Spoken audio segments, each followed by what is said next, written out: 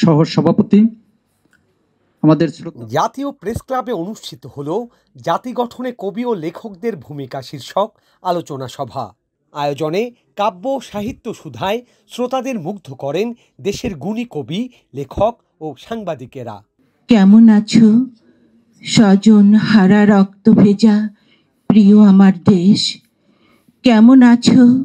প্রথাবিরোধী লেখক সংঘ ও কিচিরমিচির শিশু কিশোর সংগঠনের যৌথ উদ্যোগে আয়োজিত এই সভার উদ্বোধন করেন সাবেক বিচারপতি আব্দুস সালাম মামুন ও কবি মৌসুমী মৌ।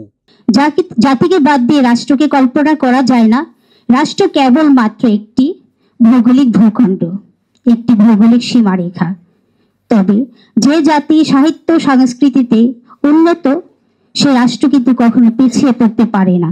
এ সময় সাহিত্য কাব্য চর্চার গুরুত্ব ও প্রভাব সম্পর্কে বক্তব্য রাখেন কবি আব্দুল হাই শিকদার, সাংবাদিক সোহরাব হাসান, প্রথাবিরোধী কবি কুমার সুশান্ত সরকার, ব্রিগেডিয়ার জেনারেল নাজমা বেগম নাজু সহ অন্যান্য অতিথিরা। আমাদের কবি সাহিত্যিকা তারা সবাই কিন্তু জাতি গঠনে কাজ করে যান, এবং যদি না থাকতেন তাহলে এই আমরা যে আজকে ইতিহাস পড়ি, যা ইতিহাস দেখি, এটা কবিদের থেকেই এসেছে। অর্থাৎ এই জাতি গঠনে আমরা কি বাঙালি জাতীয়তাবাদে বিশ্বাস করব, নাকি বাংলাদেশি জাতীয়তাবাদে বিশ্বাস করব, নাকি মুসলিম জাতীয়তাবাদে বিশ্বাস করব?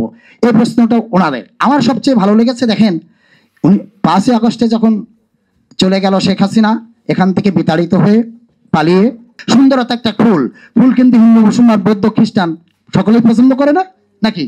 সকলেই তো পছন্দ করে। তাহলে আমাকে কি করতে হবে? সার্বজনীন মানবতাবাদের এবং আমাকে সাম্যবাদের দিকে চলে যেতে হবে। মাত্র ক্লাস 9 পড়া বিদ্যা আল মাহমুদের। তো কাজে একাডেমিক কোয়ালিফিকেশন, আপনি যখন শিক্ষকতায় যাবেন, সরকারি চাকরিতে যাবেন, বিসিএস দিতে যাবেন, তখন দরকার। ক্রিয়েটিভ লেখকদের জন্য একাডেমিক সার্টিফিকেট খুব একটা দরকার নেই।